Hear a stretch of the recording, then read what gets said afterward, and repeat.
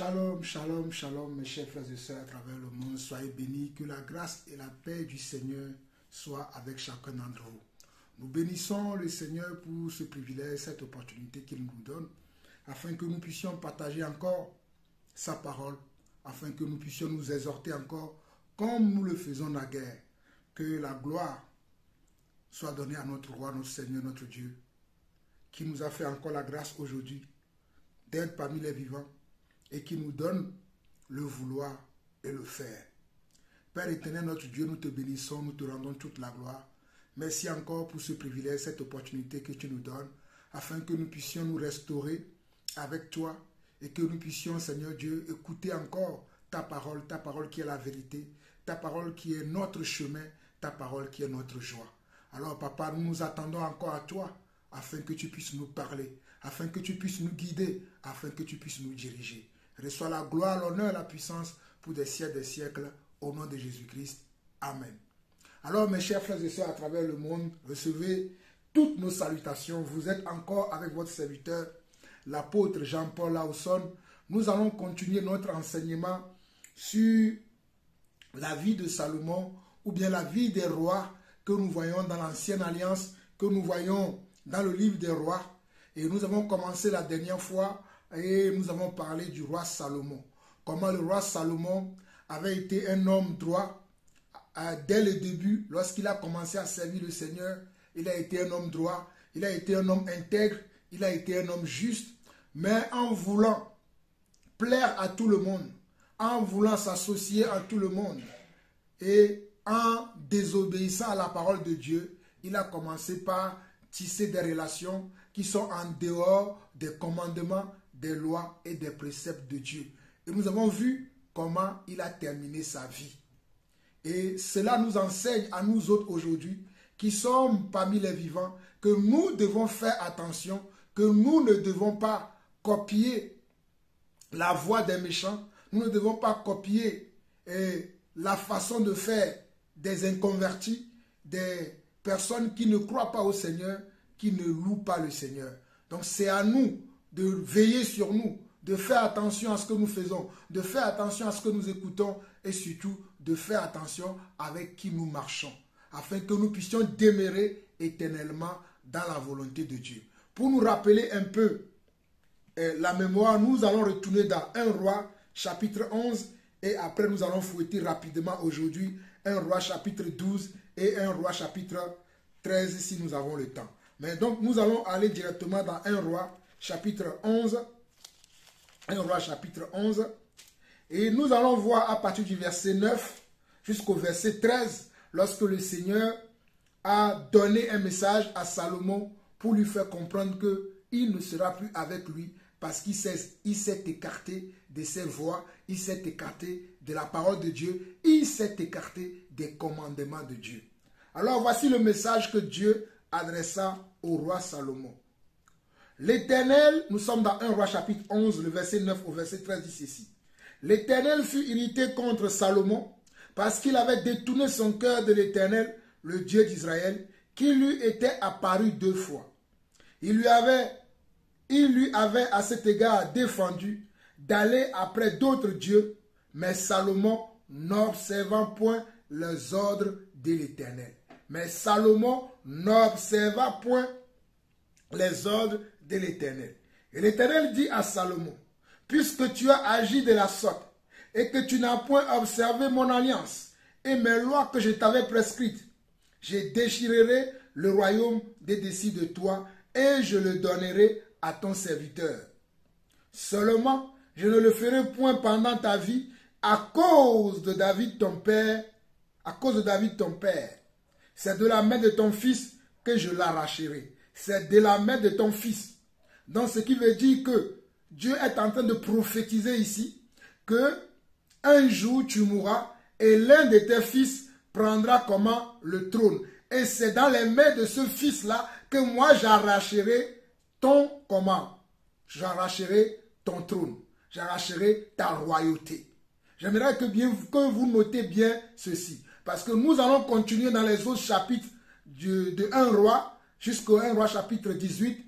comme je voulais que vous compreniez, notez bien ce que nous lisons ici dans 1 Roi, chapitre 11, le verset 12, où le Seigneur dit, « Seulement, je ne le ferai point pendant ta vie à cause de David, ton père. C'est de la main de ton fils que je l'arracherai. » Donc, un des fils de Salomon accédera au trône au décès de Salomon. Et lorsque ce fils-là sera sur le trône, c'est à ce moment-là que Dieu va accomplir sa parole qu'il vient de donner à Salomon. Sa parole qu'il vient de dire à Salomon parce que Salomon lui a désobéi, parce que Salomon ne marchait plus dans ses voies. Verset 13, il dit, « Je n'arracherai cependant pas tout le royaume, je laisserai une tribu à ton fils, à cause de David, mon serviteur, et à cause de Jérusalem que j'ai choisi. » Il dit, le royaume de Jérusalem, qui a 12 tribus, qui sont les 12 enfants d'Israël ou de Jacob, il dit, j'arracherai comment que... il dit que je n'arracherai pas cependant tous les royaumes, mais j'en laisserai une. C'est-à-dire, je prendrai je prendrai les 11, hein, je prendrai les 10 royaumes de Jérusalem et j'en laisserai 2 à la main. Bon, on avait vu 2 ou 1 dans les mains d'un de tes fils. Nous le verrons plus tard. Je ne veux pas m'attarder là, mais nous le verrons plus tard parce que je veux avancer. Alors, mes chers frères et sœurs, nous voyons ici qu'à cause du comportement, à cause de l'attitude de Salomon à la fin de sa vie, Dieu comment? Dieu le rejeta. À cause du comportement, de l'attitude de Salomon à la fin de sa vie, Dieu le rejeta. Je répète encore. À cause du comportement, du caractère, du façon de faire de Salomon, Dieu le rejeta à la fin de sa vie. Alors mes chers frères et sœurs, comme je vous disais la dernière fois, que le début d'une chose, le commencement d'une chose est important, mais la fin de cette chose est beaucoup plus important que le commencement. Le début d'une chose, le début d'un projet, le début du service avec le Seigneur, le début de la foi, le début de toute chose que nous faisons dans ce monde est important. Mais la fin de cette chose est beaucoup plus importante. La preuve que ici, notre frère Salomon dans la foi, qui nous a laissé le livre de Proverbes et les livres, les livres des cantiques et des cantiques et également les livres d'Ecclésiaste, regardez comment il a terminé sa vie. Parce qu'il n'a pas su rester dans les voies du Seigneur. Il n'a pas su rester radical. Il n'a pas su rester fidèle à Dieu. Et le problème de nous, les croyants aujourd'hui, nous ne sommes plus fidèles à Dieu. La fidélité a quitté nos cœurs. La radicalité a quitté nos vies. Lorsque tu es radical aujourd'hui, on va te rire au nez. On va te dire que tu en fais trop. On va te dire que tu te crois à déjà arrivé. On va te dire que tu te crois que c'est que à toi seul que Dieu parle. Regardez les termes que les gens emploient aujourd'hui.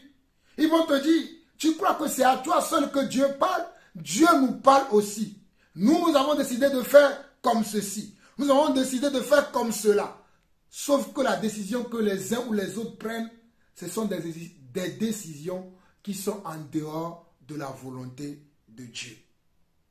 C'est parce que Salomon s'est attaché à d'autres femmes qui sont des femmes étrangères dont le Seigneur les avait interdits. Qu'ils ne devraient pas aller avec les femmes étrangères, c'est-à-dire les Étiens, les Éviens, les Amoréens, ils ne devaient pas aller avec leurs femmes, et leurs femmes ne devaient pas aller avec leurs fils.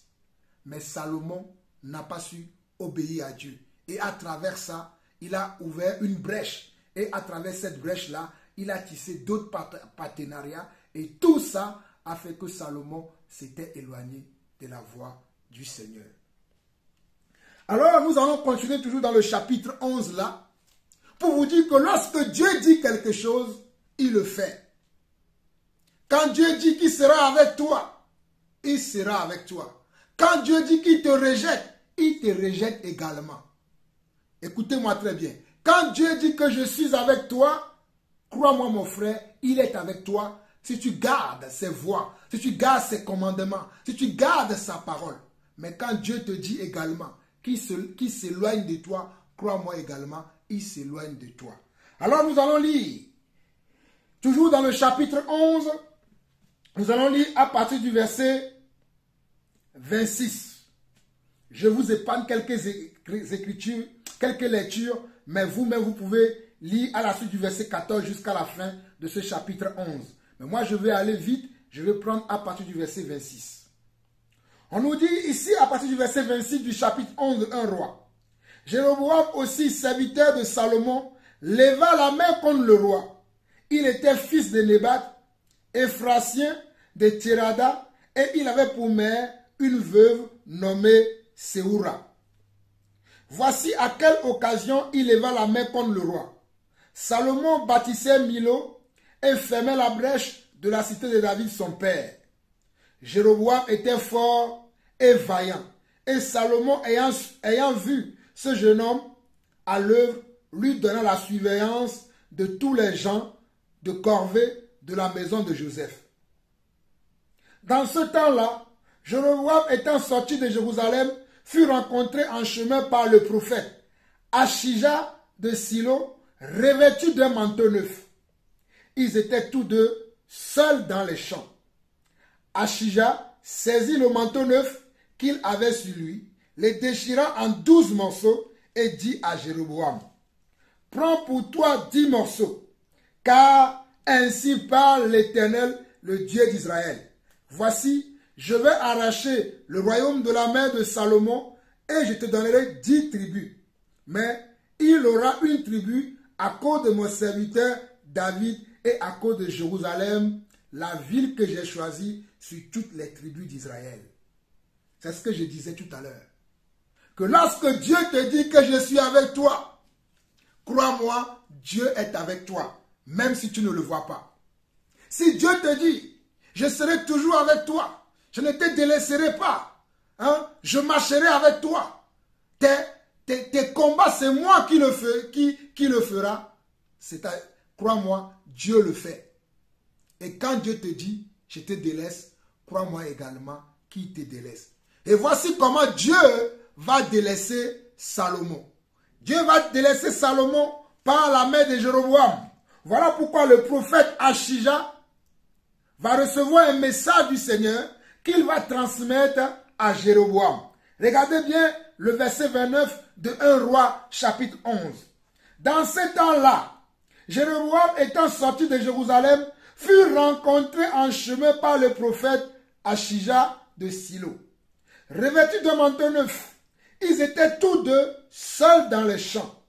Achija saisit le manteau neuf qu'il avait sur lui, les déchira en 12 morceaux et dit à Jéroboam, « Prends pour toi 10 morceaux, car ainsi parle l'Éternel, le Dieu d'Israël. Voici, je vais arracher le royaume de la main de Salomon et je te donnerai 10 tribus. Mais il aura une tribu à cause de mon serviteur David et à cause de Jérusalem, la ville que j'ai choisie sur toutes les tribus d'Israël. » Oh, vous regardez la fidélité de Dieu. Dieu a eu pitié de Salomon. Et à cause de son père David, Dieu dit, au lieu que j'arrache tous les 12 tribus, je n'arracherai que 10. Et j'en laisserai quelques-unes à Salomon, c'est-à-dire à la descendance de Salomon, à cause de David, son père. À cause de David, son père, et à cause de Jérusalem que lui-même, il a choisi. Qu'est-ce que David a-t-il fait à Dieu, à tel point que même David qui est décédé, alléluia, même David qui est mort depuis des années, Dieu est encore fidèle à lui. Waouh!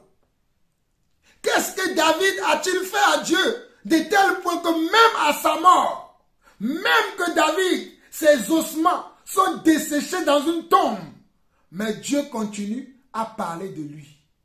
Dieu continue à parler de lui. Dieu continue à honorer David. Dieu continue comment? À rendre, oh, David glorieux. Dieu continue à être fidèle à David. Waouh! David sûrement était un homme de bon cœur. Était un homme qui craignait Dieu. Je vais vous le montrer. Continuons la lecture. Verset 33. Et parce qu'ils m'ont abandonné et se sont prosternés devant Astarté, divinité des Sidoniens, devant Kémosh, dieu de Moab, et devant Milcom, dieu des fils d'Ammon, et parce qu'ils n'ont point marché dans mes voies pour faire ce qui est droit à mes yeux et pour observer mes lois et mes ordonnances, comme l'a fait David, père de Salomon. Regardez, comme l'a fait David, père de Salomon. Comme l'a fait David, père de Salomon. Comme l'a fait David, père de Salomon. Donc David était un homme qui craignait le Seigneur. David était un homme qui marchait dans les voies du Seigneur. David était un homme qui était comment? Adepte des commandements et des préceptes du Seigneur. Voilà pourquoi malgré que David est mort, Dieu continue à témoigner de lui. Dieu continue à parler de lui. Dieu continue à montrer comment David était agréable à ses yeux. Dieu continue à parler de comment David était agréable à ses yeux. Je répète encore, Dieu continue à parler de comment David, alléluia, était agréable à ses yeux. J'aime tellement David. Voilà pourquoi mon premier fils que j'ai eu, l'aîné de ma famille, je l'ai appelé David. Oh, alléluia. David, un homme selon le cœur de Dieu. David, un homme qui honore Dieu. David, un homme qui respecte les commandements et les ordonnances de Dieu. Nous continuons. Verset 34. Je n'ôterai pas de sa main tout le royaume, car je le maintiendrai prince tout le temps de sa vie, à cause de David, mon serviteur, que j'ai choisi et qui a observé mes commandements et mes lois. À cause de David, mon serviteur, que j'ai choisi et qui a observé mes commandements et mes lois. Oh, mes frères, mes chers frères et sœurs, il est important que nous observions les commandements et les lois du Seigneur. Il est très important, très capital, très bénéfique, très profitable pour nous les envoyés de Dieu, pour nous les serviteurs de Dieu, pour nous les servants de Dieu, d'obéir aux commandements et aux lois du Seigneur. Regardez, David était comment? Était déjà dans la tombe. Il est mort depuis quelques années, mais Dieu continue à témoigner de lui. Dieu continue à parler de lui. Dieu continue à parler de son serviteur David, à cause de ce que David a réalisé, à cause de ce que David a fait, à cause du comportement du David, à cause de l'attitude du David, à cause de l'attitude de David, à cause du style de vie que David a eu lorsqu'il était encore sur la terre des vivants. Lorsque Dieu lui avait encore permis d'être encore sur la terre des vivants, David était un homme qui craignait Dieu. Vous allez me dire, mais David craint Dieu réellement? Je vais vous le démontrer. Nous continuons. Alléluia. Au verset 35, il dit, « Mais j'ôterai le royaume de la main de son fils, et je t'en donnerai 10 tribus. Je laisserai une tribu à son fils, afin que David, mon serviteur, ait toujours une lampe devant moi à Jérusalem, la ville que j'ai choisie, pour y mettre mon nom. Je te prendrai et tu régneras sur tout ce que ton âme désirera. Tu seras roi d'Israël. » Regardez. Le verset 35 et le verset 35 au verset 37 de 1 Roi chapitre 11 dit ceci. « Mais j'ôterai le royaume de la main de son fils, et je t'en donnerai 10 tribus. Je laisserai une tribu à son fils, afin que David, mon serviteur, ait toujours une lampe devant moi à Jérusalem, la ville que j'ai choisie pour y mettre mon nom. Je te prendrai et tu régneras sur tout ce que ton âme désirera. Tu seras roi d'Israël. » Regardez, Dieu parle encore de David. Dieu dit encore, oh alléluia, Dieu dit encore, certes tu vas devenir roi, mais sache que tu ne deviendras pas roi sur tout le royaume de Jérusalem, sur toutes les tribus de Jérusalem. Je t'en donnerai que 10, je t'en donnerai que 10, mais j'en laisserai une. J'en laisserai une pour David mon serviteur, pour David celui qui a vécu dans mes voies, pour David celui qui a aimé mes commandements et mes lois, pour David celui qui a pratiqué mes commandements et mes lois, pour David celui qui a obéi à ma voix, pour David celui qui aime mes voies, pour David celui qui a vécu selon ma parole. Waouh! Quel témoignage! Quel témoignage! Qu'est-ce que Dieu peut dire de toi, mon frère? Qu'est-ce que Dieu peut dire de toi, ma soeur? Nous sommes là aujourd'hui à vouloir plaire aux hommes au lieu que nous cherchions à plaire à Dieu. Mes chers frères et sœurs, Salomon a cherché à plaire aux femmes. Il en avait presque 1000 femmes dans ses maisons, dans son royaume. Mais Dieu l'a rejeté. Oh, Dieu l'a rejeté. Mon frère, ma soeur, Salomon, malgré ses 1000 femmes, Dieu l'a rejeté. Et pourquoi Dieu l'a rejeté? Parce qu'il est sorti des voies et des commandements de Dieu. Parce qu'il a oublié ce que Dieu lui a dit. Parce qu'il a oublié comment il est parvenu au trône. Comment il est parvenu à cette gloire. Salomon l'a oublié. Comment Salomon est arrivé à ce niveau de gloire, à ce niveau de sagesse, à ce niveau de royauté, à ce niveau de sagesse. Salomon l'a oublié. Salomon l'a oublié, il a mis ça de côté. Il a voulu faire comme lui-même il désirait. Il n'a plus voulu marcher dans les voies du Seigneur. Il n'a plus voulu écouter les voix du Seigneur. Il n'a plus voulu faire attention aux décisions et aux choix qu'il faisait. Je dis bien, il n'a plus fait attention aux décisions et aux choix qu'il faisait. Mon frère, ma soeur, j'ai l'honneur de t'annoncer aujourd'hui que ce que tu seras demain dépend des choix et des décisions que tu prends aujourd'hui.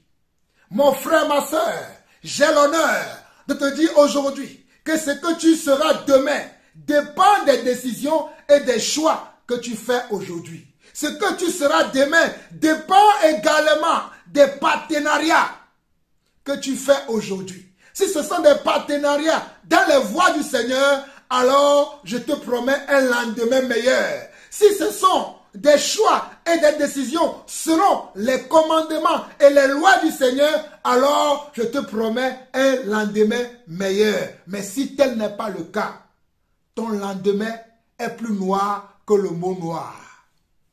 Ton lendemain est plus ténébreux que le mot ténébreux. Alors mon frère, ma soeur, il va falloir que tu sculptes ta vie. Il va falloir que tu t'arrêtes et que tu regardes un peu à ta vie et que tu redresses ta vie avant que cela ne soit trop tard.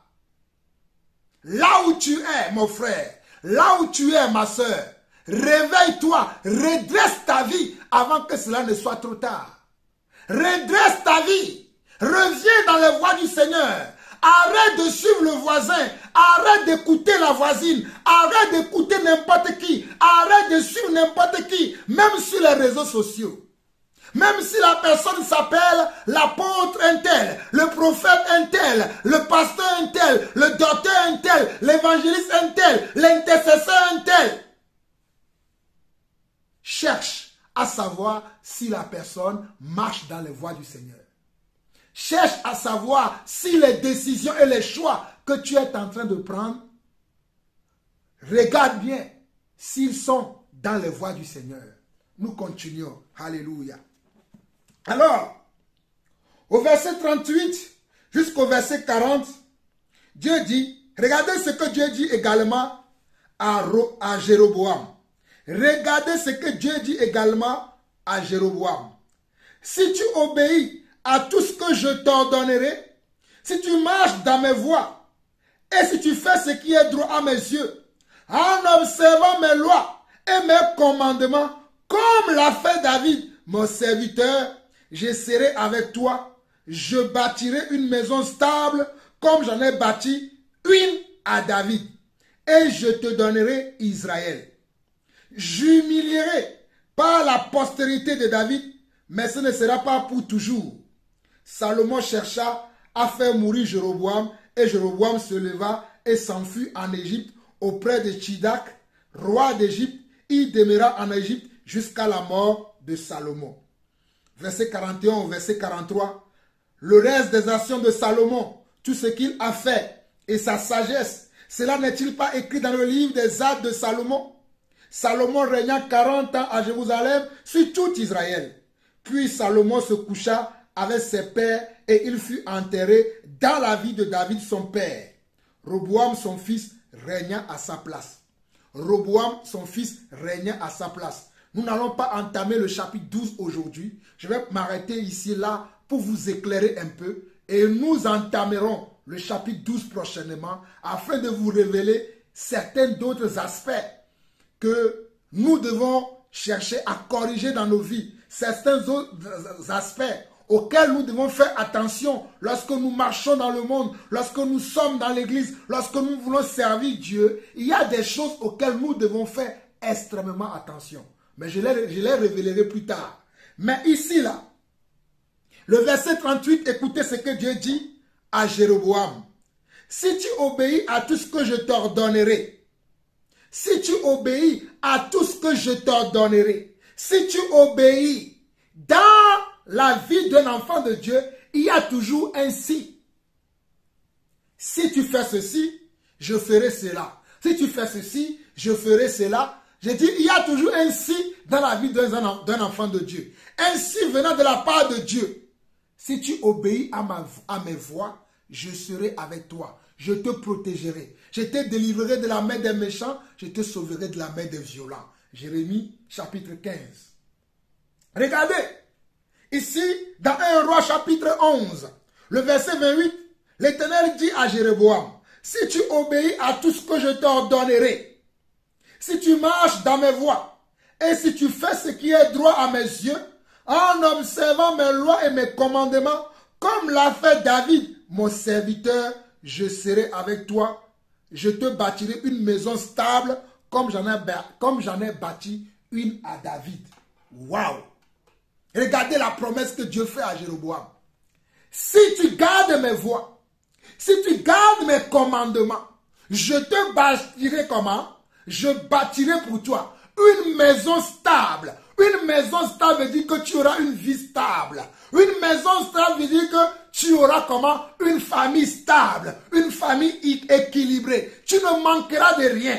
Oh, tu seras à l'aise spirituellement. Tu seras à l'aise matériellement. Tu seras à l'aise socialement. Tu seras à l'aise familialement. Et tu seras à l'aise émotionnellement. Voilà ce que Dieu promet à Jéroboam. Regardez ce que Dieu dit. 1 Roi 11, le verset 38. Si tu obéis à tout ce que je t'ordonnerai, si tu marches dans mes voies, et si tu fais ce qui est droit à mes yeux, en observant mes lois et mes commandements, comme l'a fait David, mon serviteur, je serai avec toi. Je te bâtirai une maison stable, comme j'en ai bâti une à David, et je te donnerai Israël.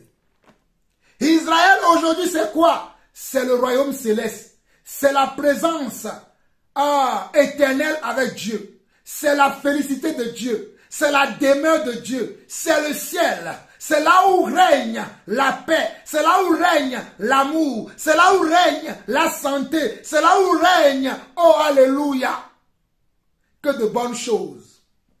Mais avant d'arriver là-bas, Dieu te dit, toi aussi mon frère, Dieu te dit, toi aussi ma soeur, si tu observes mes lois et commandements, je te bâtirai une vie stable. Je te bâtirai comment? Une vie stable. Dieu veut bâtir une vie stable, une maison stable à chacun d'entre nous. Une maison stable veut dire, tu auras dans ta vie, tu seras spirituellement béni et stable. Tu seras émotionnellement béni et stable. Tu seras socialement béni et stable. Tu seras familialement béni et stable. Et tu seras matériellement béni et stable. Voilà les 5 domaines de la vie. Je répète encore. Tu seras spirituellement d'abord. Tu seras stable et béni. Socialement, tu seras stable et béni. Matériellement, tu seras stable et béni. Alléluia. Familialement, tu seras stable et béni. Et émotionnellement également, tu seras stable et béni. Mais, avant d'arriver à cette stature-là, que Dieu te promet, quand Dieu te promet une maison prospère, quand Dieu te promet une vie prospère, il te dit, si tu obéis comment à ses voies, si tu obéis comment à ses commandements, si tu obéis comment à ses lois, et Dieu parle ici de quelqu'un. Cet homme s'appelle David. David a tellement cru au Seigneur, il a tellement marché dans ses voies, que même malgré qu'il est mort, Dieu continue à témoigner de lui. Dieu continue à le montrer comme un exemple que les autres devaient imiter. Alléluia. Dieu continue à parler de David et a dit que David est un modèle que tous les Hébreux, que tous ceux qui veulent une vie stable doivent imiter. Est-ce que Dieu peut parler aussi de toi comme cela? Moi, je veux que Dieu parle aussi de moi comme ça. Regardez rapidement, dans 1 Roi, chapitre 15. 1 Roi, chapitre 15, le verset 5 dit ceci. Nous allons voir ça plus tard, mais j'aimerais que vous compreniez ce que David a fait, de telle sorte que Dieu continue à parler de lui, malgré que David est dans la tombe. Regardez, dans 1 Roi, chapitre 15, le verset 5, car David avait fait ce qui est droit aux yeux de l'Éternel, et il ne s'était détourné d'aucun de ses commandements. Et il ne s'était détourné d'aucun de ses commandements. Et il ne s'était détourné d'aucun de ses commandements pendant toute sa vie. Regardez, pendant toute la vie de David, le serviteur de Dieu, homme selon le cœur de Dieu, pendant toute sa vie, il ne s'est jamais détourné des commandements de Dieu. Il ne s'est jamais détourné des commandements de Dieu. Et ici, il y a une précision. Écoutez bien. Vous allez me dire, qu'est-ce qu'il raconte le frère? Soyez patient. Excepté dans l'affaire d'Uri, le Héthien. Excepté dans l'affaire d'Uri, le Héthien. Uri, c'est qui? Uri était un serviteur de David qui était un homme de guerre. Un homme qui combattait pour David. Et cet homme, un jour, David l'a tué. Comment David l'a tué? Parce que David a convoité sa femme, Bethsabée. Vous connaissez l'histoire, non? David a convoité sa femme. Et il est tombé comment? Dans l'impudicité, ou bien il est tombé dans l'adultère en couchant avec cette femme, et cette femme est devenue enceinte. Et comme cette femme est devenue enceinte, il s'est dit, ah, son mari est en guerre. Si son ventre pousse, les gens sauront que cette femme a trompé son mari. C'est là où l'idée est venue à David d'envoyer son mari le Héthien et Uri le Héthien à l'affront afin qu'il soit tué et qu'il profite de la femme. Et c'est ce qu'il a fait. C'est le seul péché que David a commis. C'est le seul péché que David a commis et il s'est repenti. Il a demandé pardon à Dieu pour cela et Dieu ne lui a pas imputé cela. Dans un psaume, David lui-même, il a parlé de ça. Heureux l'homme à qui Dieu pardonne les fautes. Heureux l'homme à qui Dieu pardonne les fautes. Mais avant que Dieu ne te pardonne ta faute, il faut que tu l'avoues. Il faut que tu le confesses et il faut que tu la délaisses. David avait confessé ce péché. Il a même pris des jours pour jeûner à cause de ce péché qu'il a commis. Excepté ce péché, David était un homme que Dieu aimait beaucoup. Ce n'est pas moi qui invente, hein. Regardez bien. 1 Roi 15, verset 4. car David avait fait ce qui est droit aux yeux de l'Éternel et il ne s'était détourné d'aucun de ses commandements. Et il ne s'était détourné d'aucun de ses commandements pendant toute sa vie. Pendant toute sa vie, il ne s'était détourné d'aucun de ses commandements.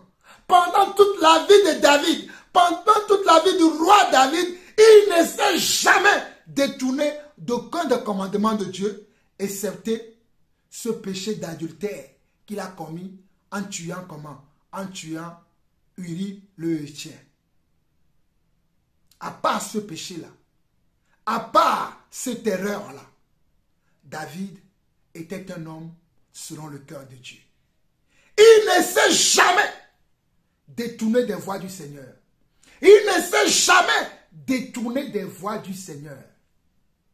Mon frère, ma soeur, lorsque aujourd'hui tu veux marcher dans les voies du Seigneur, crois-moi, même les chrétiens, même les soi-disant enfants de Dieu, même les soi-disant serviteurs et servants de Dieu peuvent t'éloigner de Dieu, peuvent te faire sortir de la volonté de Dieu.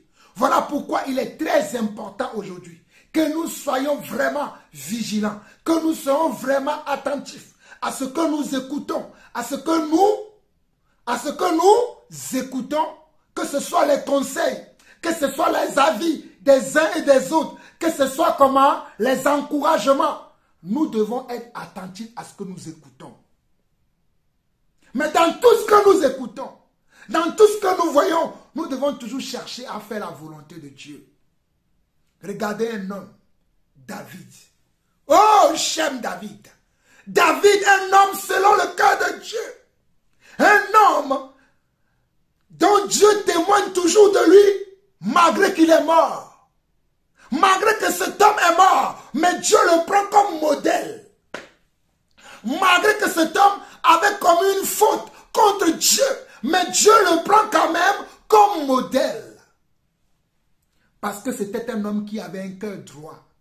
Parce que c'était un homme qui aimait la justice. Parce que c'était un homme qui aimait la droiture. Parce que c'était un homme qui ne regardait que devant lui. Il ne même pas ni tourner à gauche, ni tourner à droite. Il fixait comment son objectif et il a atteint son objectif. C'est d'être un homme selon le cœur de Dieu. C'est d'être un homme qui obéit aux lois et aux commandements de Dieu. Allons-y, mais allons-y, mes chers frères et sœurs. Nous allons terminer dans Deutéronome chapitre 6 rapidement. Je vais vous montrer quelque chose dans Deutéronome chapitre 6 rapidement. Oh, alléluia.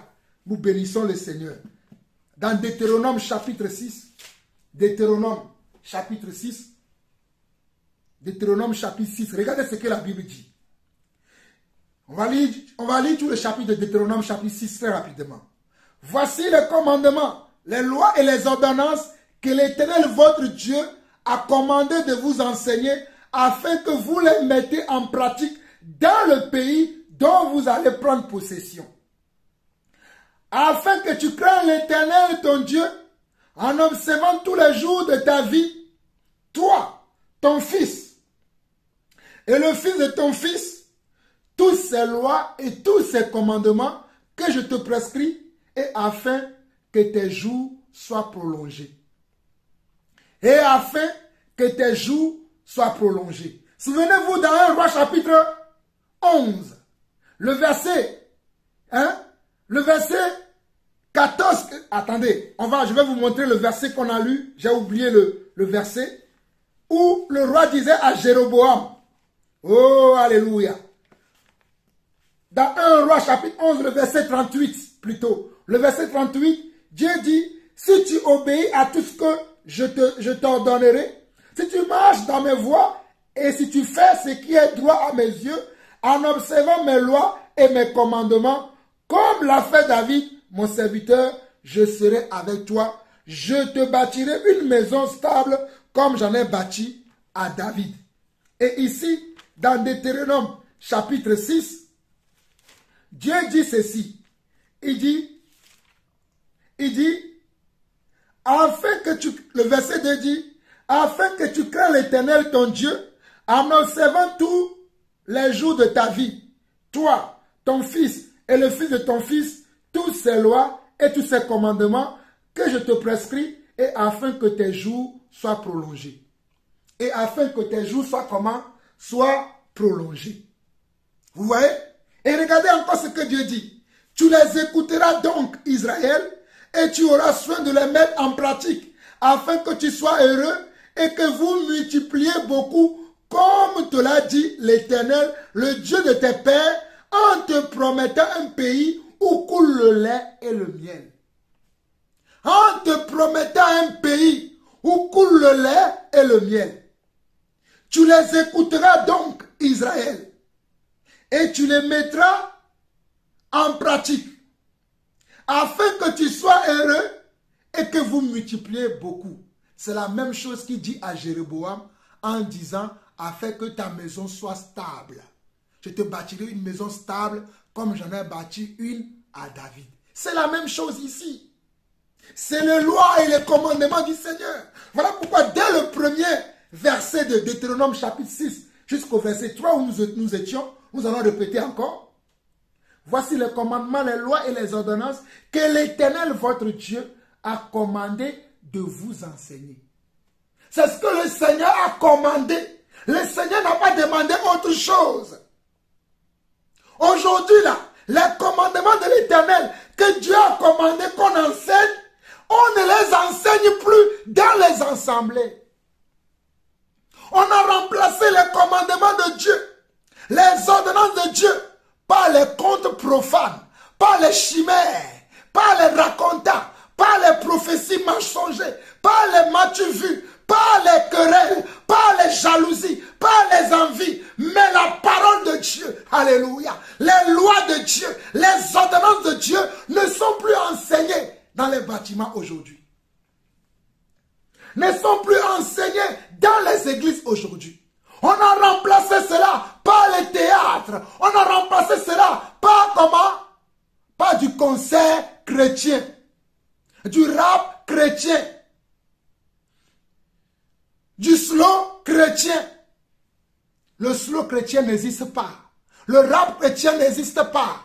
Le zouk chrétien n'existe pas. Le ndombolo chrétien n'existe pas. Mais c'est ce que les gens font aujourd'hui. Est-ce que c'est ce que l'Éternel a commandé? Est-ce que c'est ce que l'Éternel a commandé? Est-ce que c'est ce que l'Éternel a commandé?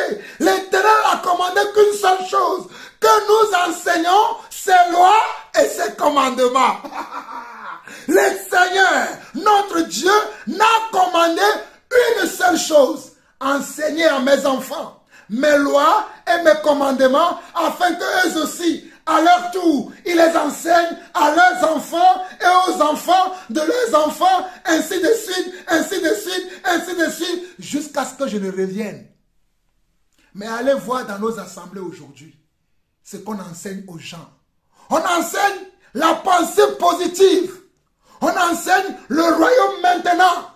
Un enfant de Dieu ne peut pas être pauvre. Un enfant de Dieu ne peut pas être ceci. Un enfant de Dieu ne peut pas être cela. Dieu m'a dit que tu vas voyager.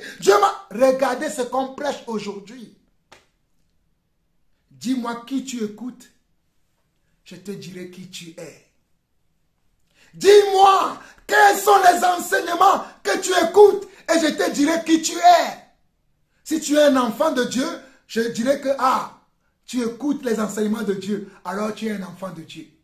Parce que tu les pratiques. Mais si tu écoutes les soi-disant faux serviteurs de Dieu, qui sont au milieu de nous aujourd'hui, ou bien ceux qui ont tourné le dos au commandement de Dieu, comme nous avons vu Salomon tourner le dos au commandement de Dieu à la fin de sa vie. Regardez bien ici, il est écrit, nous sommes dans Deutéronome chapitre 6, le verset 1 au verset 3 dit ceci. Voici les commandements, les lois et les ordonnances que l'Éternel votre Dieu a commandé de vous enseigner. Afin, pourquoi le Seigneur a commandé qu'on enseigne cela? Voici pourquoi. Afin que vous les mettiez en pratique dans le pays dont vous allez prendre possession. Afin que vous les mettez en pratique dans le pays dont vous allez prendre possession. Et continue. Afin que tu craignes l'Éternel, ton Dieu en observant tous les jours de ta vie, toi, ton fils et le fils de ton fils, toutes ces lois et tous ces commandements que je te prescris, et afin que tes jours soient prolongés. Tu les écouteras donc, Israël, et tu auras soin de les mettre en pratique, afin que tu sois heureux et que vous multipliez beaucoup, comme te l'a dit l'Éternel, le Dieu de tes pères, en te promettant un pays où coule le lait et le miel. Verset 4. Écoute Israël, écoute Israël, écoute Israël, l'Éternel ton Dieu est le seul éternel. Écoute chrétien, écoute chrétien, écoute chrétien, l'Éternel ton Dieu est le seul éternel. Écoute disciple, écoute disciple, écoute disciple, l'Éternel notre Dieu est le seul éternel. Verset 5. Tu aimeras l'Éternel ton Dieu de tout ton cœur, de toute ton âme et de toute ta force. Tu aimeras l'Éternel ton Dieu de tout ton cœur. De tout ton cœur. Tout ton cœur doit être au Seigneur. Il ne doit pas avoir une partie de ton cœur qui est ailleurs. Une partie de ton cœur ne doit pas se trouver ailleurs, mais l'entièreté de ton cœur, l'entièreté de ton cœur doit être au Seigneur. L'entièreté de ton cœur doit être à Yeshua, à Mashiach. Mais le problème aujourd'hui, c'est que nous avons des parties de nos cœurs qui ne sont pas à Dieu. C'est parce que nous avons dans nos cœurs une partie qui n'est pas à Dieu, une partie qui est au monde. Et nous désirons les choses du monde. Nous voulons courir derrière les choses du monde. Les choses de Dieu, les lois de Dieu, les commandements de Dieu ne nous intéressent plus. Mais écoute ce que Dieu te dit aujourd'hui. Oh, alléluia. Tu aimeras, nous sommes au verset 5 de Deutéronome 6, tu aimeras l'Éternel ton Dieu de tout ton cœur, de toute ton âme et de toute ta force. Ton âme doit être attachée au Seigneur. Ta force, la force que Dieu te communique, la force que Dieu te donne, doit être aussi au Seigneur. Rien ne doit être au monde ou à autre chose. Tout doit être au Seigneur. Voilà pourquoi le Seigneur dit que tout ce qui respire loue l'Éternel. Voilà pourquoi le Seigneur a dit que tout ce qui respire loue l'Éternel. Mais nous aujourd'hui, nous voulons aller louer d'autres choses. Nous ne voulons pas garder notre alliance avec notre Dieu. Nous ne voulons pas être fidèles à Dieu. Nous ne voulons pas que notre cœur soit tout entier à Dieu. Mais nous avons dans le cœur une partie qui est à Dieu, une autre partie qui est à Satan. Une partie qui est à Dieu, une autre partie qui est à un homme ou à une femme. Crois-moi, homme, ce n'est pas la femme qui te sauvera. Crois-moi, toi aussi, femme, ce n'est pas l'homme qui te sauvera. Oh, croyez-moi, chère Église, croyez-moi, chers frères et sœurs, ce n'est ni l'homme ni la femme qui te sauvera, mais c'est le Seigneur Dieu, c'est le Seigneur Dieu qui te sauvera. Alors, ne cherche pas à gagner un homme, ne cherche pas à gagner une femme, attends le temps de Dieu. Et Dieu te donnera ce dont tu as besoin certainement. Obéis seulement à ses voix. Ne te détourne pas ni à gauche ni à droite. Obéis. Reste indélébile dans ses voix. Reste indétrônable dans ses voix. Reste comment? Intouchable, inarrêtable dans ses voix. Et tu verras ce que Dieu fera dans ta vie. Nous continuons. Au verset 7, Dieu dit, tu les inculqueras à tes enfants et tu en parleras quand tu seras dans ta maison, quand tu iras en voyage, quand tu te coucheras et quand tu te lèveras. Tu les lieras comme un signe sur tes mains et ils seront comme des frontaux entre tes yeux. Tu les écriras sur les poteaux de ta maison et sur tes portes. En d'autres mots, Dieu veut dire simplement par tous ces passages-là que jamais la parole ne quitte ta vie. que jamais les ordonnances, les lois de Dieu, les commandements de Dieu ne quittent ta vie. N'oublie jamais les commandements de Dieu. N'abandonne jamais les commandements de Dieu. Même si tu es en voyage, même si tu as voyagé, il y a des gens, lorsqu'ils étaient encore dans un certain endroit, ils croyaient en Dieu, ils aimaient Dieu, mais parce que Dieu les a bénis, ils ont traversé des frontières, ils sont sur un autre continent, ils sont dans un autre pays, ils sont maintenant considérés comme des étrangers ailleurs et ils ont oublié leur Dieu. Ils ont oublié ils ont oublié comment leur Dieu. Alors qu'il est écrit, écoutez bien, Deutéronome 6, le verset 7, tu les inculqueras à tes enfants et tu en parleras quand tu seras dans ta maison, quand tu iras en voyage, quand tu te coucheras et quand tu te lèveras. Mes frères, ce que je suis en train de dire là, moi, Jean-Paul Lawson, je le fais. Hey, j'aime parler de Dieu à mes enfants. J'aime parler, j'aime enseigner, j'aime montrer à mes enfants. Regardez ce que Dieu a fait dans nos vies. Regardez ce que Dieu a fait dans ma vie. Regardez comment il marche avec nous. J'aime le faire avec mes enfants. J'en ai 5 enfants. Mon premier, mon fils aîné, il s'appelle David. Le deuxième, il s'appelle Samuel. Le troisième, Emmanuel. Le quatrième, Shalom. Et la dernière, pour l'instant, c'est Sarah. J'ai 5 enfants. Mais mes 5 enfants peuvent vous parler de Dieu, de la manière dont je les enseigne, de la manière dont ils sont au courant. C'est parce que je suis en train de pratiquer ce verset. Je suis en train de pratiquer cette parole-là qui dit, Deutéronome 6, verset 7, tu les inculqueras à tes enfants et tu en parleras quand tu seras dans ta maison, quand tu iras en voyage. Quand tu iras en voyage, même quand nous sommes en vacances, je parle du Seigneur à mes enfants. Même quand nous sommes en vacances, même quand je suis en vacances, je parle du Seigneur. Mes frères, je ne vous parle pas de ce que je ne vis pas. Vous me connaissez, vous êtes sur cette chaîne-là depuis des années, sauf les nouveaux. Même quand je suis en voyage, je suis toujours dans l'œuvre du Seigneur. Moi, je n'oublie jamais l'œuvre du Seigneur. Je n'abandonne jamais l'œuvre du Seigneur. Je suis tout le temps à l'œuvre parce que je connais le Dieu que je sais et je sais quelle est la ligne qu'il a tracée pour moi. Alléluia. Alléluia. Donc, nous comprenons comment c'est important que nous devons marcher dans les voies du Seigneur, craindre le Seigneur, enseigner cela à nos enfants, aux enfants de nos enfants, hein?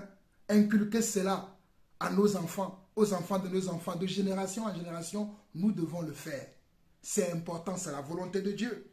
Si nous continuons au verset 10, on nous dit, l'Éternel ton Dieu te fera entrer dans le pays qu'il a juré à tes pères, à Abraham, à Isaac et à Jacob de te donner. Tu posséderas de grandes et de bonnes villes que tu n'as point bâties, des maisons qui sont pleines de toutes sortes de biens que tu n'as point remplies, des citernes creusées que tu n'as point creusées, des vignes et des oliviers que tu n'as point plantés. Verset 12. Lorsque tu mangeras et te rassasieras, garde-toi d'oublier l'Éternel qui t'a fait sortir du pays d'Égypte, de la maison de servitude. Regardez bien. Et on dit, lorsque tu mangeras et te rassasieras, nous sommes au verset 12 de Deutéronome chapitre 6, hein. Garde-toi d'oublier l'Éternel qui t'a fait sortir du pays d'Égypte, de la maison de servitude. Tu craindras l'Éternel ton Dieu, tu le serviras et tu jureras par son nom. Vous n'irez point après d'autres dieux dans les dieux des peuples qui sont autour de vous. Tu vois? Vous voyez? Lorsque nous allons manger, lorsque nous allons faire la volonté de Dieu, comme Dieu veut que nous le fassions, nous devons faire attention de ne pas tomber dans d'autres choses. Regardez ici, lorsque Dieu va te bénir, lorsque Dieu va faire que tu seras un homme éloquent, un homme remarquable, une femme éloquente, une femme remarquable, une femme servante du Seigneur. Ça va se voir sur toi, ça va se sentir sur toi. Et que tu seras béni. Les gens vont te bénir. Toi-même, tu seras béni. Comme je l'ai dit, dans les 5 domaines de la vie, que ce soit spirituellement, que ce soit socialement, matériellement, familialement et émotionnellement, tu seras béni. C'est ça lorsque Dieu dit ici, au verset 12, lorsque tu mangeras et te rassasieras, garde-toi d'oublier l'Éternel qui t'a fait sortir du pays d'Égypte, de la maison de servitude. Tu craindras l'Éternel ton Dieu, tu le serviras et tu jureras par son nom. Tu vois? Vous voyez? Lorsque Dieu va te bénir, et que même quand on lit même à partir du verset 10, regardez bien, à partir du verset 10 de Deutéronome chapitre 6. L'Éternel ton Dieu te fera entrer dans le pays qu'il a juré à tes pères, à Abraham, à Isaac et à Jacob de te donner. Tu posséderas des grandes et bonnes villes que tu n'as point bâties, des maisons qui sont pleines de toutes sortes de biens et que tu n'as point rempli, des citernes creusées que tu n'as point creusées, des vignes et des oliviers que tu n'as point plantés. Ça veut dire que ce n'est pas ta force, ta sagesse, ton intelligence qui va faire de toi que tu seras un homme, comment? Un homme riche, un homme puissant, un homme fort, un homme sage, un homme intelligent, un homme éloquent, un homme remarquable. Ce n'est pas ton intelligence qui va le faire, mais c'est Dieu qui va le faire.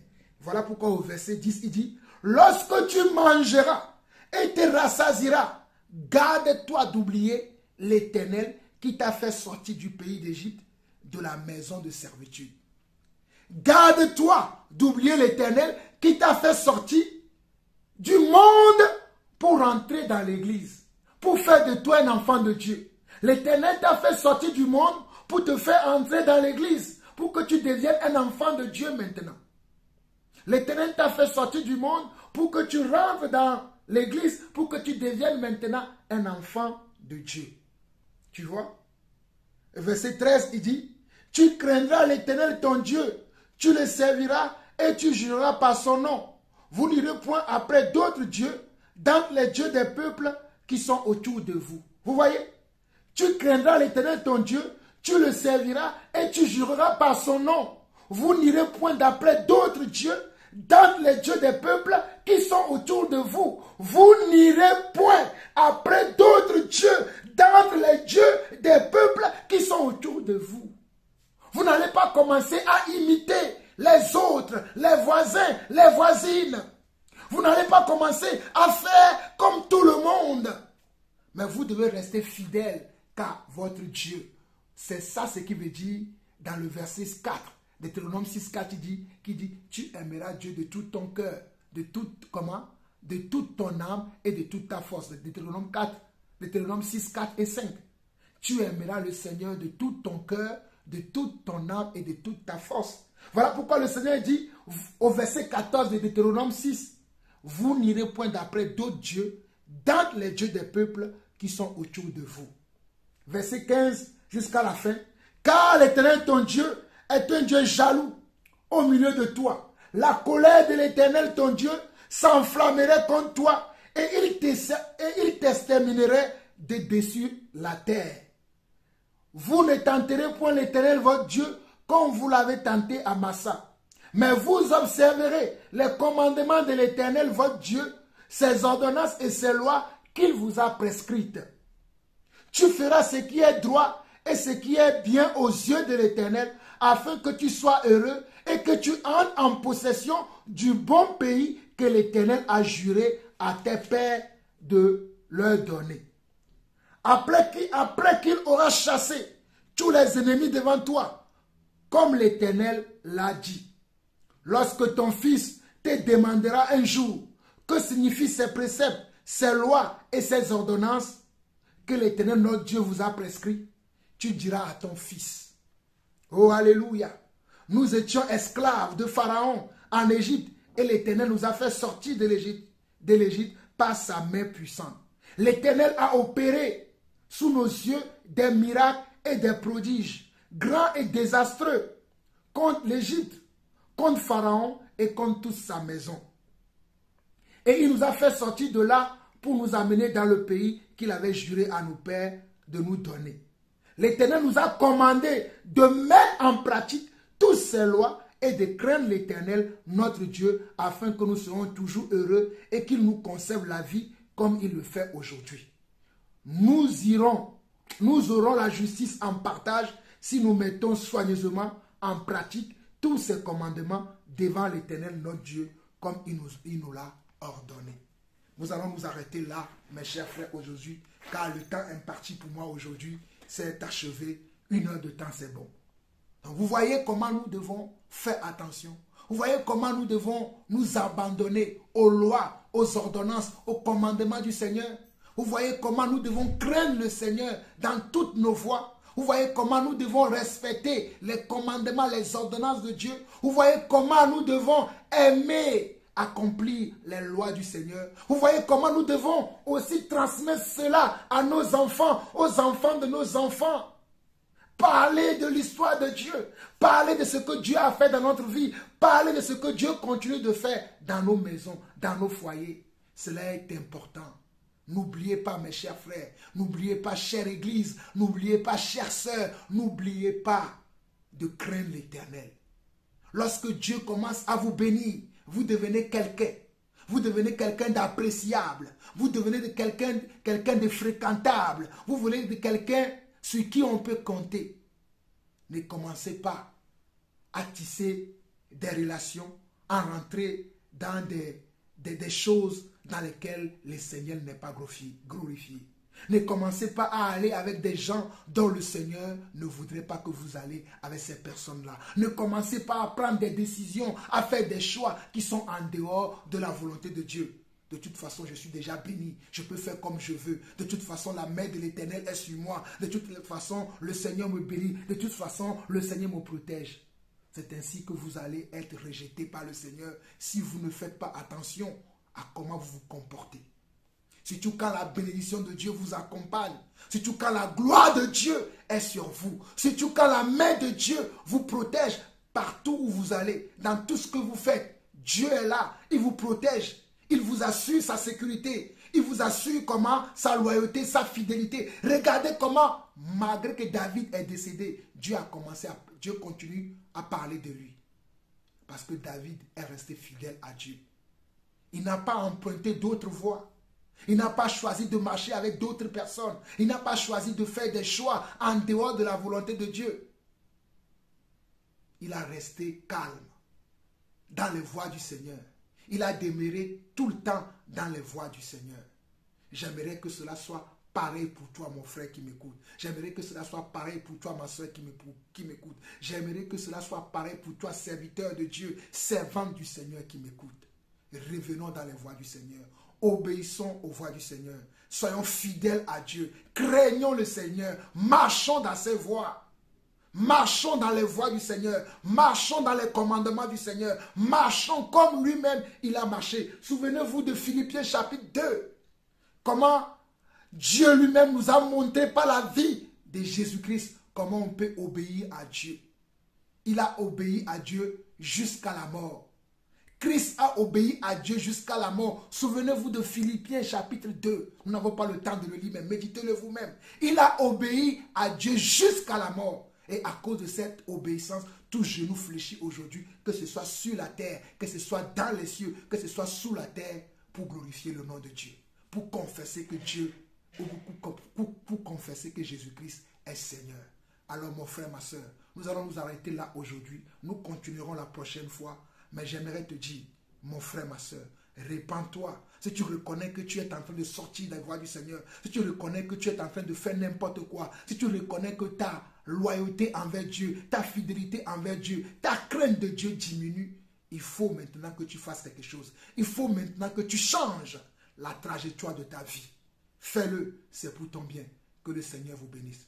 Éternel notre Dieu, nous te bénissons, nous te rendons toute la gloire encore pour ce moment que tu nous as octroyé, tu nous as permis, afin que nous puissions encore partager une fois encore ta parole. Seigneur Dieu, nous ne sommes pas justes, Mais nous savons que dans beaucoup de choses, nous t'avons offensé. Nous avons fait des choses qui ne glorifient pas ton nom. Nous avons été dans les commérages. Nous avons été dans la médisance. Nous avons été suivre des voies qui ne sont pas tes voies. Nous avons même contracté, Seigneur Dieu, des alliances qui ne nous honorent pas et qui ne t'honorent pas non plus. Voilà pourquoi, Éternel notre Dieu, nous te demandons pardon en ce moment même. Nous te demandons pardon pour nos vies. Nous te demandons pardon pour la vie de nos enfants. Nous te demandons pour la vie de nos petits-enfants. Nous te demandons pardon pour la vie de ton église. L'église pour laquelle tu as versé ton sang. L'église pour laquelle tu as dit, Abba Père, et que tu as dit, Père, pardonne-leur car ils ne savent pas ce qu'ils font. Et c'est vrai, papa. Des fois, nous ne savons pas ce que nous faisons. Mais aujourd'hui, nous t'en supplions. Aide-nous à ce que nous puissions demeurer dans tes voies, corps, âme et esprit. Aide-nous à ce que nous demeurions dans tes voies avec tout notre cœur, avec toute notre âme et avec toute notre force. C'est au nom de notre Seigneur Sauveur Jésus-Christ que nous avons ainsi prié. Amen. Shalom, shalom et shalom.